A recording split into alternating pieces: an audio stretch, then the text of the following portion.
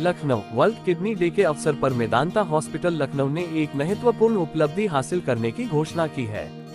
Hospital ने अब तक 200 किडनी ट्रांसप्लांट सफलतापूर्वक किए हैं।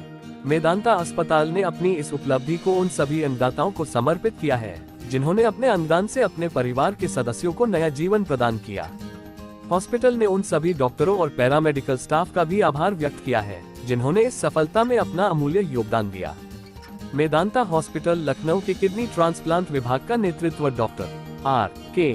शर्मा और डॉक्टर राकेश कपूर करते हैं। दोनों डॉक्टरों के पास किडनी ट्रांसप्लांट के क्षेत्र में 20 से अधिक वर्षों का अनुभव है। उनकी टीम में अनुभवी डॉक्टरों और नर्सों का एक समूह शामिल है जो मरीजों को उच्चतम स्तर का इलाज और देखभाल प्रदान करते हैं।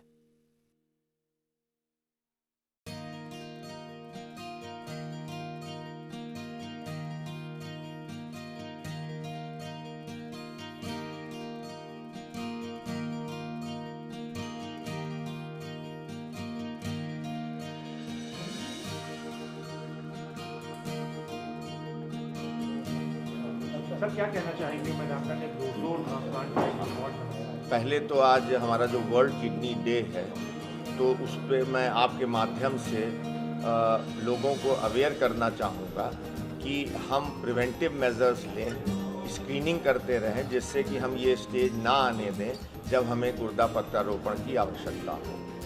आज मेदांता ने 200 का आंकड़ा रीनल ट्रांसप्लांट का पार कर लिया है और उसमें हमारी समस्त नेफ्रोलॉजी और यूरोलॉजी की टीम का बहुत बड़ा सहयोग रहा है। अगर हम बात करें तो शायद उत्तर प्रदेश में हम ये कहेंगे और कॉर्पोरेट की बात करें, we have got the largest team और इन हाउस हमारी सब फैसिलिटीज़, इवन जो क्रॉस मैच होता है, जो इनमें इन्वेस्टिगेशंस की ज़रूरत होती हैं, सब इन हाउस ये फैसिलिटीज़ अवेलेबल होती हैं, जिसकी वजह से अगर मरीज़ जब हमारे पास आता है तो हम with in a short time हम उसका फ़ौरन ट्रांसप्लांट कर सकते हैं। हमने, अगर आप ट्रांसप्लांट के नंबर में देखें तो एक विदेश के पेशेंट म्यांमार से आया था, उसका ट्रांसप्लांट किया।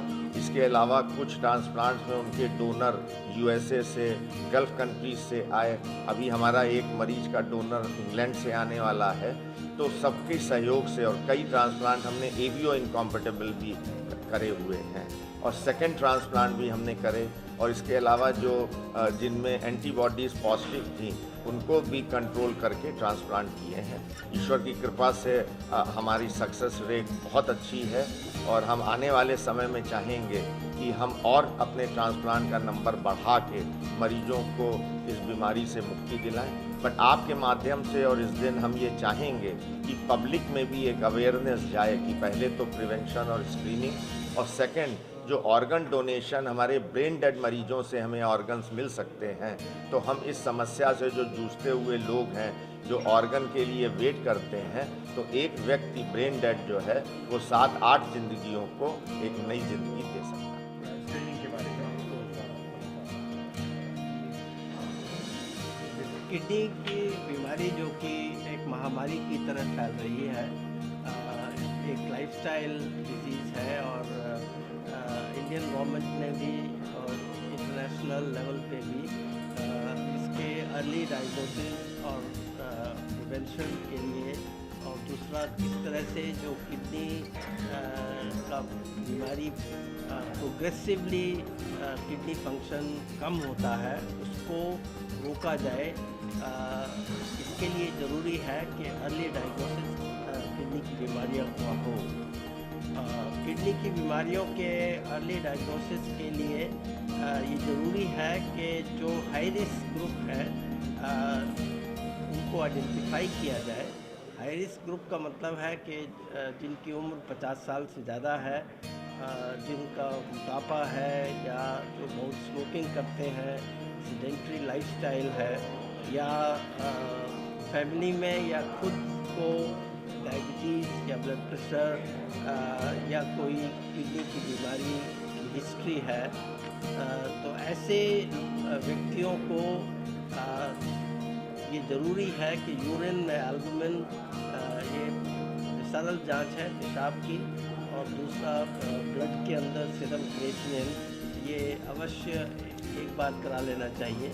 और इसके बेसिस पे डॉक्टर की कंसल्टेशन से यदि कोई सजेशन हो कि किडनी की बीमारी के लक्षण है, तो उसको रोकथाम करने के लिए और किडनी की बीमारियों का प्रोग्रेशन स्लो डाउन करने के लिए आजकल दवाइयाँ उपलब्ध हैं, और उन दवाइयों का इन कॉम्बिनेशन ठीक से प्रयोग किया जाए, जो कि डॉक्टर सजेस्ट करेगा।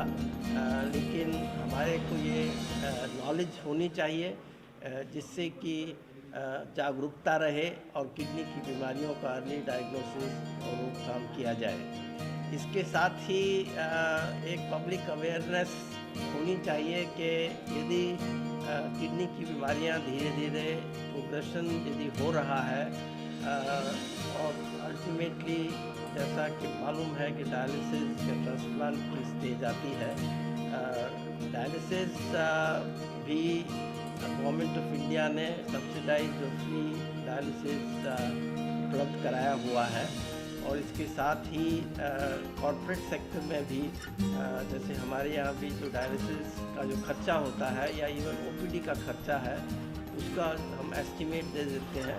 जो एलिजिबल लोग हैं, इकोनॉमिकली डिसएडवांटेज हैं, उनको सीएम यूपी गवर्नमेंट की तरफ से फंड्स उनके नाम से वेदांता को आ जाता है, और उनके खर्चे में ओपीडी विजिट्स के लिए और डायलिसिस के लिए और ट्रांसप्लांट के लिए भी वो पैसा यूज होता रहता है। तो इस तरह से ऐसा नहीं है कि कॉर्पोरेट सेक्टर में ऐसी सुविधा नहीं उपलब्ध है, और हमारे ऑलमोस्ट 60 से 70% जो पेशेंट हैं वो मिडिल क्लास लेवल के आते हैं, और कुछ इवन लोअर मिडिल क्लास, और कुछ पेशेंट तो ऐसे हैं कि जो क्योंकि दूसरे जगह पे बहुत लंबी वेटिंग लिस्ट है, एक साल की वेटिंग लिस्ट है किडनी ट्रांसप्लांट की।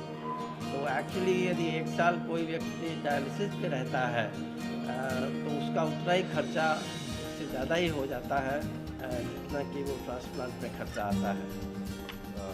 बहुत खुशी का दिन है, हमने 200 ट्रांसप्लांट भी पूरे किए हैं और वर्ल्ड किडनी डे भी है। किडनी का स्वास्थ्य ये इसका प्रतीक है।